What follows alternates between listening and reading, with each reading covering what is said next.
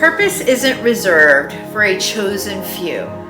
It awakens the moment you decide to answer your own call. This show is about inspiring you and helping you to remember that you also have a purpose. Hi, Effie. Hi. I'm so excited that you're here today. Thank you for having me. Oh my goodness. I adore you, so this is an honor to share space with you. Yes. Ever since we met, even though when we met at brunch, it was really quick, but I loved when you came into the store and we got to get to know each other. And yeah, I'm excited about this. So the YouTube show that we're doing is all about, well, it's two parts, but this part is about showcasing people in our community and globally at some point who are making an impact, who had a vision or something in their heart that said, I want to make a difference. And so here we are. We're going to get to talk about Maddie's movement, this beautiful organization that you have built and are continuing to grow. And I'm just really excited to share, because one of the things that is important to me is to provide support and provide ways that I can help to impact raising consciousness and helping people to really step into the power. And so for me to get to showcase somebody like you who has done that and is doing that is a big deal. And it's also about inspiring others to take that leap. Like if they have something in their heart that says, hey, this would be a really good idea. This would help. I think, when you can showcase those stories of people who are just like you and me, like we're all in this together doing the best job that we can. So for me, the opportunity to be able to do that with you is just, I'm super excited about it. Thank you. As am I. Good. Let's get going. Let's get going. Okay. So for people who are just meeting you, I want you to just start by talking a little bit about who you are outside of the founder, mother, author, speaker. Like, who is Effie Santos? Ooh, that's a hard question. Right off the bat. That's Effie. a hard question.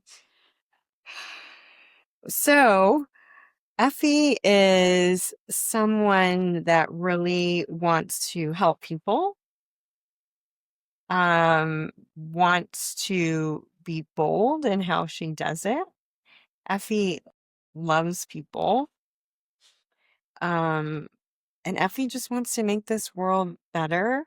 Yeah. And have a ripple effect. So when I'm not here any longer, that I left it a little bit better. Yeah, and creating a legacy on a few levels. Yes. On a few levels. Yes. It's really cool. And so what would be a defining moment that sort of shaped that for you? This want to make the world a better place and to help others, because that's it. That's a key thing for you, is lifting others. It is. And I actually think it started when I was young in school. I think a lot of it stems from my parents, especially my mom. Without knowing at the time what she had to endure and go through, but she created a great life for me, and she just did it. So I think subconsciously, growing up in that environment, I mean, we weren't rich. My mom was born in Greece. There was a civil war when she was 3, so she was shipped off to Romania until she was 16. Wow. So she lived in an orphanage, but she said she had a great life there. She was taken care of. So her and my dad were in an arranged marriage when she was 20. Oh my goodness. Only one generation away, and neither of my parents actually even graduated high school. My dad was from Albania, and he left the country by accident with a friend when he was young and wasn't able to go back. And as an arranged marriage, married for 10 years, they finally had me. And when I was 5, we moved to Indian Rocks Beach here, and my parents had a fruit stand for like 12 years. And that's the life I knew, but my parents had to learn how to speak English. They worked hard and they just did. And so I think it stemmed from all of that. And while being in school, it's funny because right before COVID, I had a friend find me on Facebook, and not knowing, it was so nice that she reached out to me because she's like, "You changed my life when we were in high school." It was hard for her to acclimate. She was new, and being so kind to her and that, which was so great to hear. Sure. But it matters. Yes. It matters. And we don't know, just being kind to people and caring for them, the effect it has on them then and then in the future. Wow. And that's got to be in some way tied to Maddie's movement, if we're thinking about it, because you being able to have that kind of impact without really knowing it. And here you are providing services for support and services for foster kids aging out. It's such a beautiful mission. And we're going to talk about that in a minute. Maddie is such a huge part of this movement for you, and everything about the mission is tied to her. So can you talk a little bit about her? Absolutely. Maddie is, we used to say she's like, I'm a mini you, right? She's my mini me, but very spunky, sweet, beautiful. I always used to tell her she's a trifecta. She's beautiful on the inside out. She has such a great personality and a big heart. And she was always lifting others up.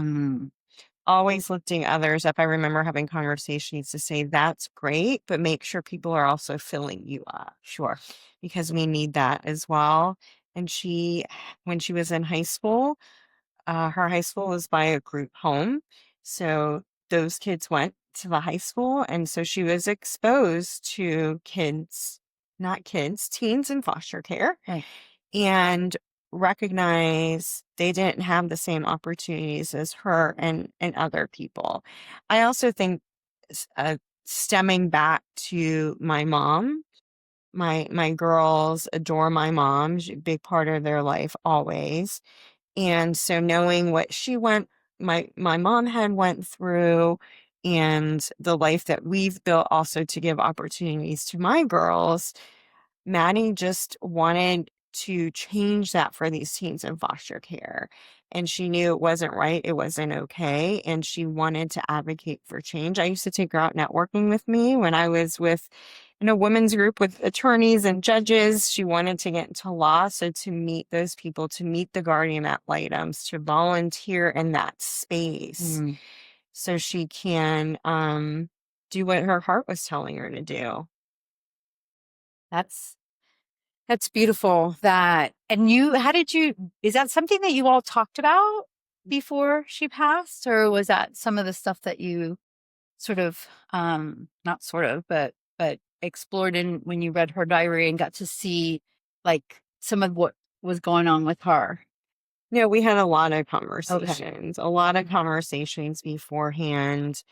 And I was helping her get immersed in that space, going out networking, having those conversations with my friends to help her create her path. All right. And to figure out what were the pieces that she was going to need, obviously. Exactly. And then reading her diary after she passed was just, it solidified so much and helped the foundation of what Maddie's movement is.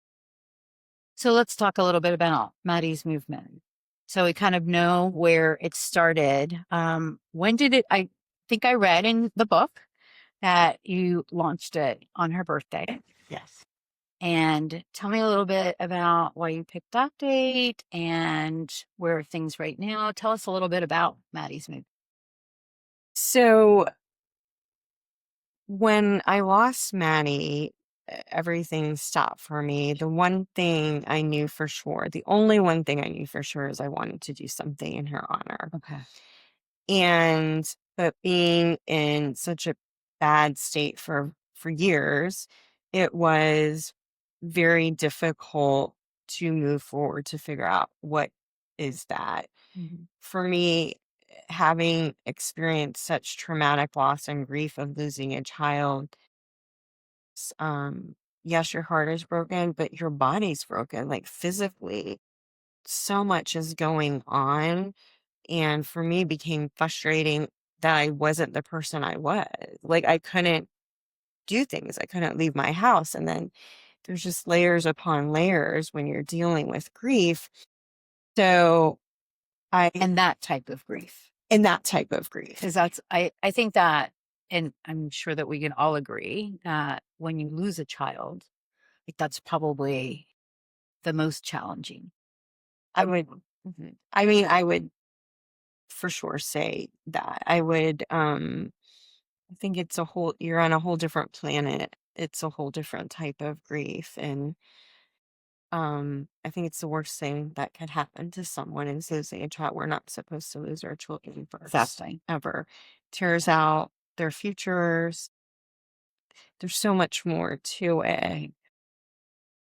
So when I did the TED Talk, and I'm going to bring this up because I wasn't going to do the TED Talk was supposed to be prior to COVID. Oh, okay. And they wanted me to talk about strategies of changing from corporate to my own business.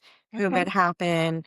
It was rescheduled many, many times. Maddie's accident happened. And then I said, I can't do this. It was launched for February in 2022. And I'm sharing this because it leads up to the pivotal point of launching. So I was reading Maddie's journal, and when she was telling me, like, we used to say, suck it up, buttercup. She's like, Mom, when are you going to have a platform like this to talk about the power of the pause? But it was a chance for me to say that I was starting a foundation for my daughter, not knowing what it was at the time. So it was that injection from her that I was like, all right, I'm doing this. I'm changing the script to what the power of the pause is. And that was my focus for like 2 months. Like, I have to memorize this. Now I have to get out and be in front of like 300 people and all of that stuff. So, but I was doing it for her. So the love for her is what helped me. What fueled me. Yeah.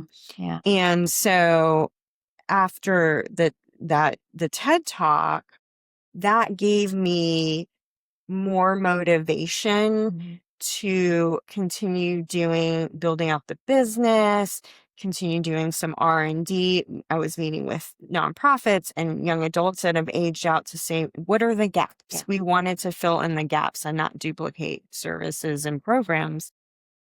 And then I just had to say, I got to pick a date to keep me accountable to continue moving forward. So I said it will be on Maddie's birthday, her 22nd birthday. And so when I put it out there when we launched, I was like, okay, now we're doing this. Yeah. And at that point, I still wasn't in the best state of mind. It's been the best therapy and healing for me through Maddie's movement. And things have just grown tremendously, which is beautiful and crazy and scary at times. It's all of those things. Yes. But when we revamped our board just a year ago, I told them all, like, you got to have your tennis shoes on. Like, my mission here is big. So are you on board? Let's do this. Wow. And I think, when I was thinking about doing this, like, we're doing Meet the Author after this, and that part is so much about the power of the pause, but I can't not speak to it in this moment because it's such a big part of what you just talked about. But before I ask you the question that I want to ask, can you take me back in terms of the timeline? Because I got a little, like, not confused, but this idea of where the power of the pause, you had already completed the book before the TED Talk? Yeah. Or was it still like in process? So after the TED Talk, I was surprised on actually how many people watched the TED Talk, like in 24 hours. And then the comments, and it was my husband last year that said, Effie, people clearly want more. I think you should write a book. And I was like, really? And so that was February of 2022. The Power of the Pause, I went through and left my corporate job in 2019. So I started the pause in 2018. Okay. And that's why the book is, the first part of it is all Yes. of that journey for you. Yes. And many people think the book is about grief and about Maddie, but it's more than that.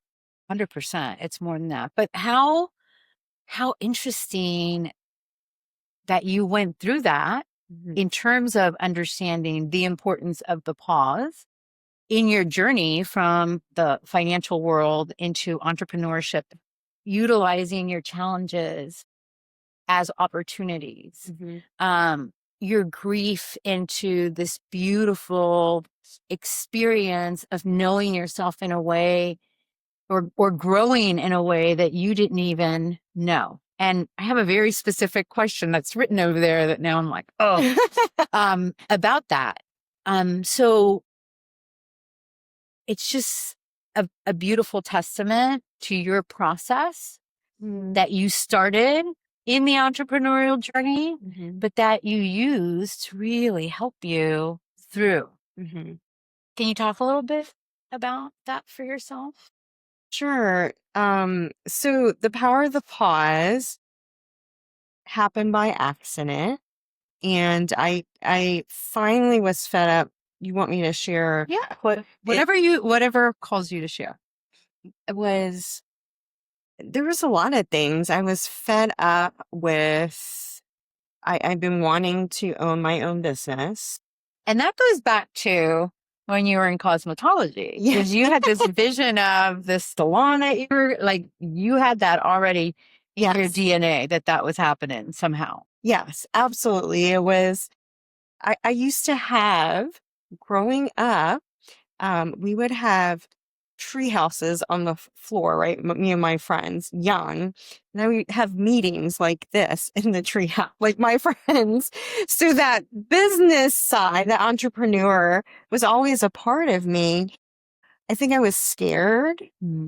I was putting a lot of other things first, family first, my daughters first. Also a mentality of security working in corporate America was a piece of it.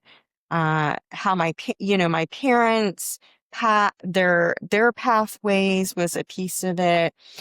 And I'm just tired of this. Like it is time to do something different. And I just got fed up and I said, what's going to change? What are some things that I can change?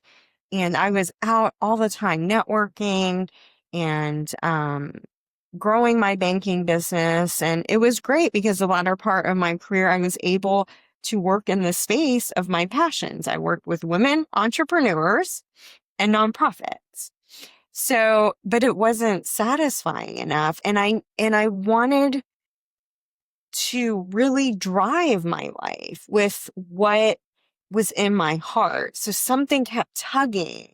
Tell me a little bit about that drive, because I saw that as I read the book, that throughout all of the things that you have gone through, there has been this drive to be a better version of yourself, to take a look at what's going on, how you're feeling, what are your habits, like what are all those things. And like I said to you earlier, it just struck me because so many people are afraid to do that. They are complacent. They're on the hamster wheel. Everything happens the same way. And they never even question it, I think. Or if they do, they're still stopped by it. But that wasn't the case for you. Like there really has been a drive. So again, I think that to your parents' credit, you got a lot from them in terms of this work ethic, but this focus on what can I do to change my circumstances. Yes. So I think it's a blessing and a curse because I act fast. And so if I think about something, I do something right away. And sometimes if we think about it too long, then the fear creeps in, the what ifs creep in. But many times I'm just like doing. Right. And that's how the power of the pause started. I'm just doing. I am cutting 80% of my networking, and I'm going to spend more time focusing on the reflection, the reassessment, what I love to do, very basic things, and quiet the chaos and noise of the world. And then one day sitting on my porch with coffee, I thought, how what I'm thinking of a business, the market has to align with me, because if it doesn't, there's no success. So that was like, hey, let me reach out to like 40 people and just simply say, what do you think my top 3 qualities are? And if I would have thought too much about that, I would have started thinking, well, what are they going to think of me? What are this? What are that? So it was interesting because it was just acting fast, because I wasn't focusing on those feelings, those what ifs. I was focusing on the result. Yeah. The end result of The end result. Mm-hmm. And it was interesting because what you said, so many people are like, I'm so proud that you are taking the time to reflect, to ask this question, which I wasn't expecting. I'm like, just give me the answers, right? Type of thing. So it made people open their eyes a little bit more too. So that was an interesting strategy. And so it was working through very simple strategies. But I think if we think too much about it, we think we need the confidence. I truly believe we just need courage to start. The confidence will Comes after. The confidence will come after. And then surrounding yourself with the right people and asking for help is a hard thing for me and for so many others. Again, what are they going to think? I should know all this, but we don't. And people want to help. Yeah. And how interesting that, again, the first part of your journey before the loss of Maddie sort of set you up in lots of different ways to be able to then navigate her loss in a different way. Because again, what struck me from the book is just comparing it to how devastating, and not that it wasn't, but how devastating it is for people who can't grow from it, who can't move past it. Like it ends up consuming them. And I honor the fact that it felt that way for you in terms of what you were saying. Mm-hmm. But again, the pause, your lemon council? Community. Thank you. I knew it was a C. All of those pieces, you put around yourself to be able to then move forward. So, yeah, again, that really struck me from the book. So tell me, what has been the hardest part of building Maddie's movement for you? One hardest thing, or I think when I first started, I was doing everything. Yeah. And when I first started, it was to do something. And that being said, that something turned into much more. So the hardest thing is giving myself permission that I'm not going from A to Z all at once, right? We have this messy middle in between. Mm-hmm.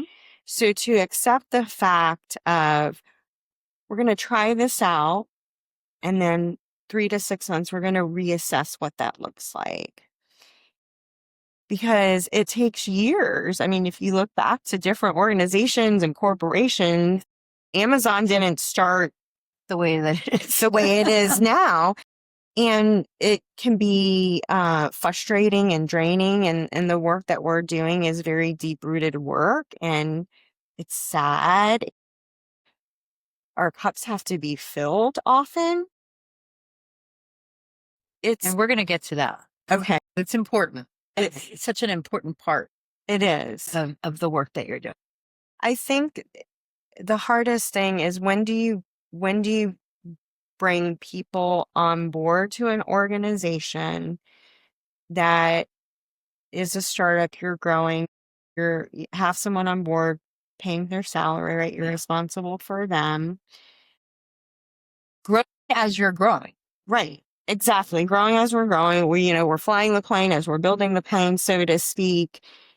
But it's also the best part of it. It's being able to be creative and be innovative and really be able to implement something, right? We're not in corporate America. I don't have to go through all these levels of approvals and things like that. You get to make the decision. Yeah.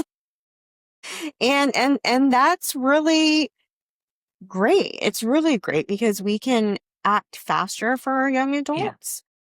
And so it's the hardest thing I've ever done and the most beautiful thing I've ever done. I was just telling someone today that, do I work a lot? Oh yeah, I work a lot. Do I love it? Absolutely.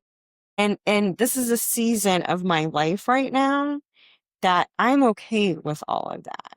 Sure. That's beautiful. So in terms of Maddie's movement, what can you share with us or share with the audience? How does that work on a day-to-day basis in terms of the support that you're giving? What are you focusing on? What does that look like for a young person that's getting services? So I can kind of walk through the path with you. When a young adult is referred to us, and many times they're referred to us by a peer, which is the best compliment because we've done our job in building trust with our young adults, is to understand we're meeting them where they're at. So that can be different things. First and foremost, do they have a safe place to live and do they have food? The basic thing. So everyone's coming in. It's not a one size fits all, coming in at different seasons of their life. Sometimes they're looking to get connected to a job. A girl was just connected to me by her guardian at Lightem because she's graduating, she's looking to get a job. I invited her to a networking event to meet people and getting her connected with different opportunities in what she's looking for. So everyone's a little bit different. So our goal is success for us is to ensure that our young adults are self-sufficient, have the success that they're looking for. That I love that because that's really about meeting them where they are as it relates to what they need, but also really cueing in. Yeah, that's the right word. Cueing into what are their dreams? What do they want to accomplish in the world? And their world is very limited. So a big piece of what we do and will continue to do is create exposure for them. Exposure. One of our young adults recently said, I would love to go see a home and for someone to tell me your couch will be right there. Your dining room table will be right there because they've not experienced that. So there's so many elements of their lives that if you don't know, you don't know. Many things we take for granted because it's just part of life and it's never been any different. So the exposure piece, either exposing them what they can work towards, like you can have a home, you can have this career, and then helping them build that path forward. And we have connectors inside our organization. So it is connecting them to resources that are already existing, that are really great resources. It's putting the puzzle together. That's the best way I can say it, is we need to be able to do a great job of assessment and then having our puzzle box and pulling out the right pieces to put the path together, and then working with our connector on the inside of the organization to make sure they're moving forward, and then working with our advocates, which is a new program that you're a part of. Excited to really be an extension of us and teach our young adults how to build community. How do you build your lemon community? Because we all need a network. So that is our ecosystem. And for some young adults, it may take 6 months to a year. For others, it could take 4 years just based on where they're at and what they're. I think one of the things that's so beautiful about the work that you're doing, and when you kind of look at the whole of it, is so much that you were doing for yourself at the beginning in terms of all the networking and working with women and entrepreneurs, and like you created this network and this system of people who know, like, and trust you, that you can now sort of not use but use to your advantage in terms of helping. So I love that you took one of your young adults and took them networking, to Absolutely. meet the people who could potentially help them. And I think that I saw on Facebook, did you guys not go to a radio station or a TV station or something like that to kind of, again, the exposure that you were talking about? We did. One of our young adults, Carissa, is graduating with her communications degree, and she wants to be a news anchor and she wants to be a speaker.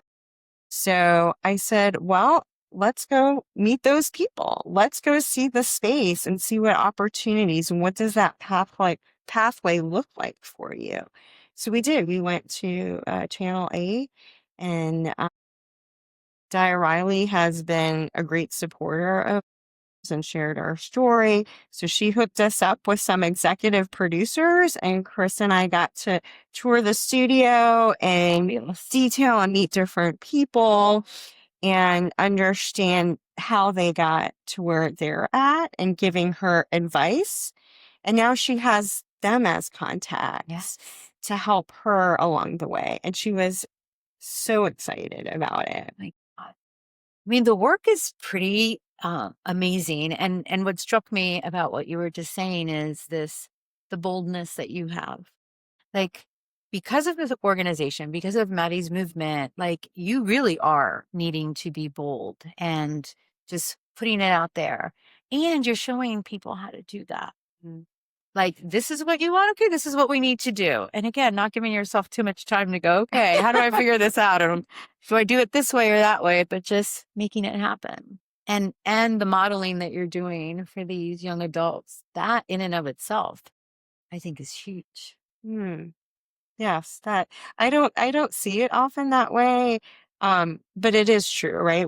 People are watching us more than they're listening to us. Yes. And I think it's just these kids deserve it. And that is my one thing that I'm focusing on. So however we're gonna make it happen, we're gonna make it happen. So that fear doesn't creep in because it's for them. Right. And that is super clear. Like, we are doing this and we will figure it out however that needs to be. Yeah. And the other part for me, from a spiritual law of attraction perspective, is that when you make that decision, like, the universe conspires to make it happen. Like, you've got your support system, and then you've got this other support system that is right there helping you to create these opportunities for these young people. I was going to ask you to tell me a story about a young adult, but I think that the one that you just described and taking them to the station, that was really, really good. I want to talk a little bit about, and this will lead into what we just sort of mentioned, and this idea of it's what you're building is not just a nonprofit, it's honoring Maddie. And so you're dealing with what I would say this edge around leading a legacy-based mission while also holding grief and leadership. Like, it's all in there. So tell me a little bit about how you manage. It varies. Okay. It varies. We're 2 weeks out to Maddie's 5 years. Okay. And for me, in this time period, if I sit with it too much, I can feel the pain too much. So I'm just going to be busy with what I have to do. Is that okay? Yeah, it's okay. I'm okay to do that. I think I had to learn many things of not beating myself up over things because of ways I was feeling or you know, why couldn't I save my daughter? Why wasn't I there? I'm a bad mom if I'm not crying all the time. All of these things that I had to learn and practice, like anything else, learn and practice that I is I'm staying here for a moment. I'm going to feel it, but it's okay for me to move on. Yeah. And not have that guilt piece of it. So now when this pain is so raw, especially at this time for me, yeah, I'm going to stay busy. And that's healthy. That's healthy for me. Because And it's intentional. it's intentional. And I'm aware. I'm aware of what's happening. Yes. I can feel it. And I think when we can come to terms with things and not push things away, Right. like the grief is so big, and grief doesn't get smaller. I don't care how much time goes by. It does not get smaller. But we have to learn to move it around. I say it's like a baby, right? You're pregnant and it's like, oh my gosh, I'm so uncomfortable.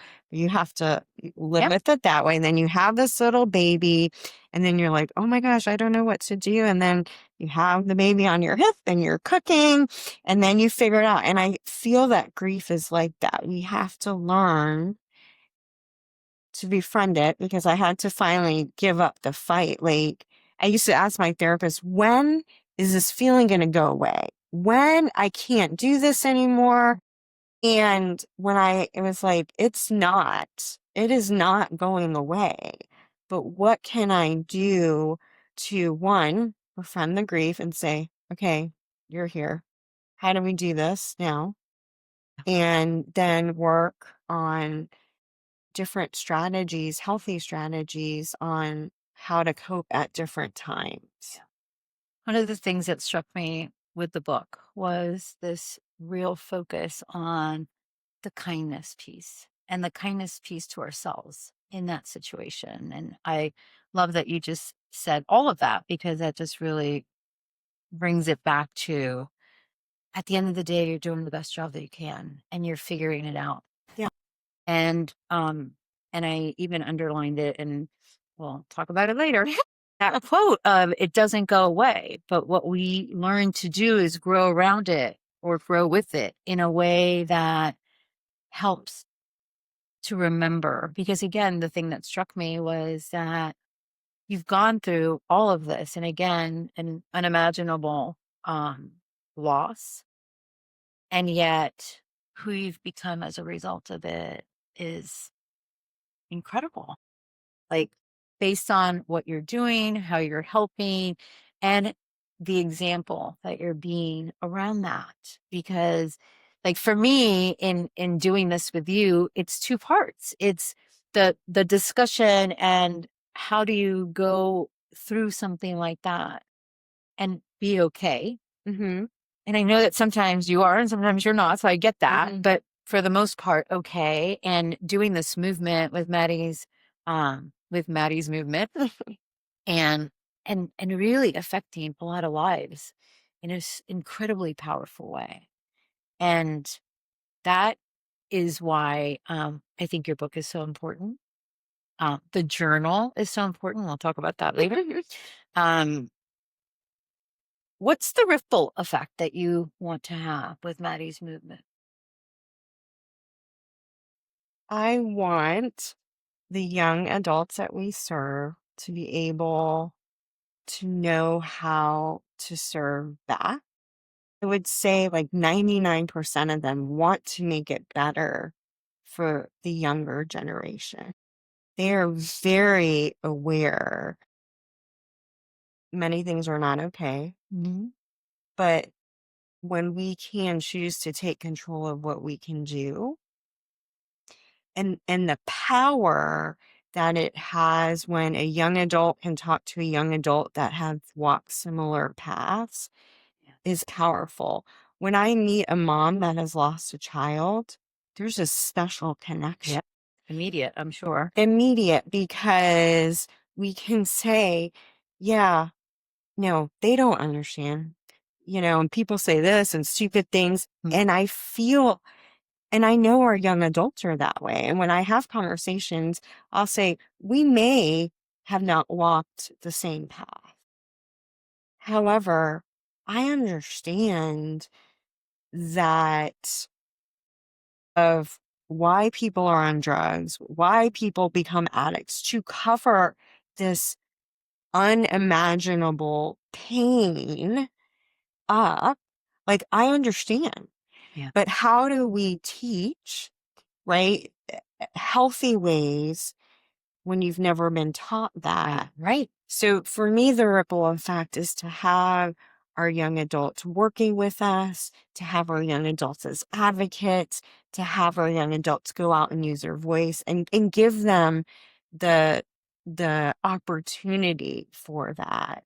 That is the ripple effect. And they carry Maddie's name. So that's that extra layer where Maddie said, I want everyone to know my name in the world because of the positive work I do. I don't have it all together, but I have a plan to change the world. And our young adults know our why, and it makes it more special. But that's the ripple effect. That's a beautiful ripple effect. Again, on both levels, in terms of the honoring of Maddie and her vision and her spirit. But then in each person's life that you're affecting that change and what they can then do. That is just like huge. Yes. I could see how that could fuel you. 100%. Fill you, fuel you.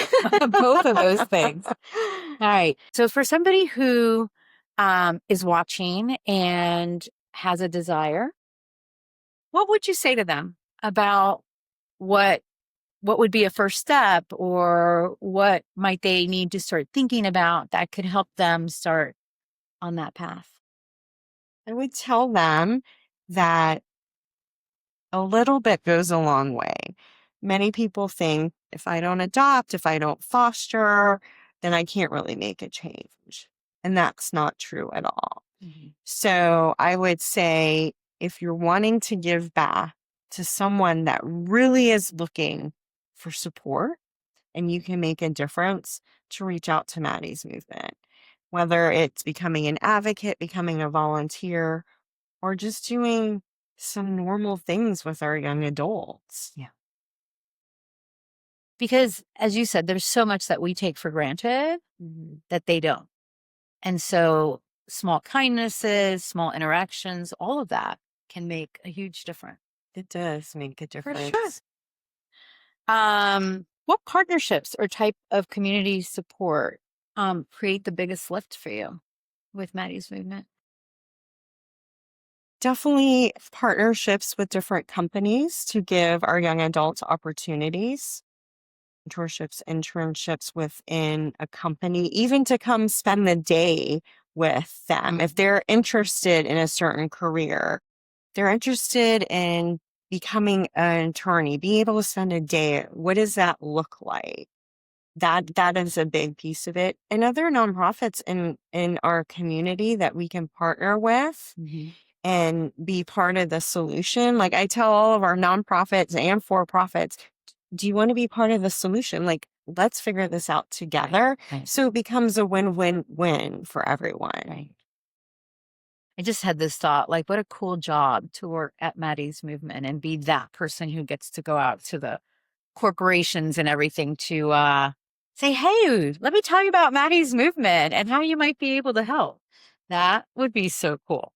And you would be so surprised to hear people to say, I was in foster care, or I adopted someone. We hear it all the time. And we're giving them a way to give back. Yeah. And with our other nonprofits, we are also giving them a way to be able to be part of this mission to help kids as they're aging out of foster care. Yeah. I mean, in the foster care system, there's so many points where, support is needed, but definitely this aging out process, because if you've had a sense of reliance on the system, so to speak, because that's what's happened. Mhm. The way that it's set up now, I mean, thank God for Maddie's movement and really being able to kind of support them. Effie, thank you so much Thank for you. coming today and being part of what I'm trying to do in terms of helping people to know the beautiful work that you're doing and other nonprofits and just other people who are wanting to make a big impact, because that's what makes the difference. Like Absolutely. us showing up and being bold and just making it happen. Just do it, right? Yeah. Someone says that very well. Yeah. Yes, they do. But thanks for creating the space and for being the voice and for everything that you do. Oh, I thank you. appreciate you. Thank you, thank you, thank you. And I'm super excited about being part of Maddie's movement as an advocate and mentor. So I'm really excited about that. Mm. All right. All right. Thank you.